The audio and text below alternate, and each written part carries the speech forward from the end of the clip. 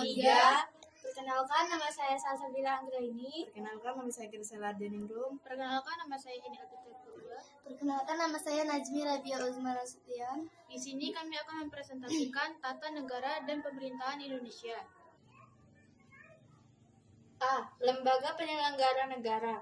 Undang-Undang Republik Indonesia Nomor 28 Tahun 1999 tentang penyelenggara negara yang bersih dan bebas dari korupsi, kolusi, dan nepotisme menyatakan bahwa penyelenggara negara lain adalah pejabat negara yang menjalankan fungsi eksekutif, legislatif, atau yudikatif, dan pejabat lain yang fungsi dan tugas pokoknya berkaitan dengan penyelenggara negara sesuai dengan ketentuan peraturan perundang-undangan yang berlaku. Menurut John Lodge, 3 fungsi kekuasaan negara yang terpisah. Ketiga fungsi kekuasaan negara tersebut adalah sebagai berikut. 1. Kekuasaan eksekutif, yaitu kekuasaan melaksanakan undang-undang. 2.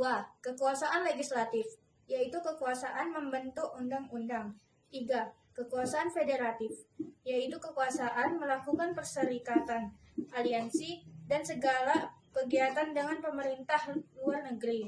Fungsi kekuasaan negara sebagai tidak diserahkan kepada orang yang sama agar penyelenggara gunaan kekuasaan oleh pihak yang berkuasa dapat dicegah. Daspi terbitlah pada tahun 1748 menyatakan bahwa kekuasaan negara perlu dibagi atas 3 kekuasaan. 1. Kekuasaan eksekutif, yakni kekuasaan untuk melaksanakan undang-undang. 2. Kekuasaan legislatif, yakni kekuasaan untuk membuat atau membentuk undang-undang. 3. Kekuasaan yudikatif, yakni kekuasaan untuk mempertahankan undang-undang, termasuk kekuasaan. Struktur politik di Indonesia terdiri atas 3 kekuasaan sebagaimana tercantum sebagai berikut. 1. Kekuasaan eksekutif. Kekuasaan eksekutif adalah kekuasaan untuk menjalankan undang-undang dan menyelenggarakan pemerintah.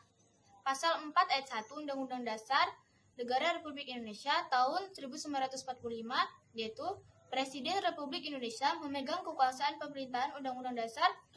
Dan yang ketiga, kekuasaan yudikatif. Kekuasaan yudikatif atau kekuasaan kehakiman adalah kekuasaan untuk menyelenggarakan peradilan guna menegakkan hukum dan keadilan. Pasal 24 ayat 2 Undang-Undang Dasar Negara Republik Indonesia tahun 1945 menyatakan bahwa kekuasaan kehakiman dilakukan oleh sebuah Mahkamah Agung dan badan peradilan yang berada di bawahnya dalam lingkungan peradilan umum, lingkungan peradilan agama, lingkungan peradilan militer, lingkungan peradilan tata usaha negara, dan oleh sebuah Mahkamah Konstitusi. Sekian kami dari kelompok